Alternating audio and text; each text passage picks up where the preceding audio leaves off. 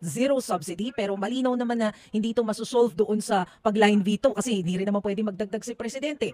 Pero paano natin sasagutin yung tanong na di ba dapat may automatic allocation yung PhilHealth mula doon sa sin tax? Wala pong automatic appropriation. Mm-mm.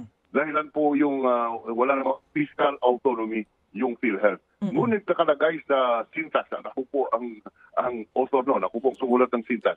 Ang nakalagay, kung hindi ako nagkakamali, 80% ng koleksyon sa syntax ay mapunta sa ating health sector. Yan po ay obligasyon ng Kongreso na pagbuo ng budget, dapat 80% kung hindi ako nagkakamali ng syntax ay mailagay sa appropriate para sa PhilHealth. Kung hindi po ilalagay sa PhilHealth, ang ibig sabihin, inaamyenda ng budget ang isang batas na ipinasa din ng Kongreso. Hindi po pwede yan. Kaya sa aking tingin, mayroon pong basihan para dalhin sa Korte Suprema ito.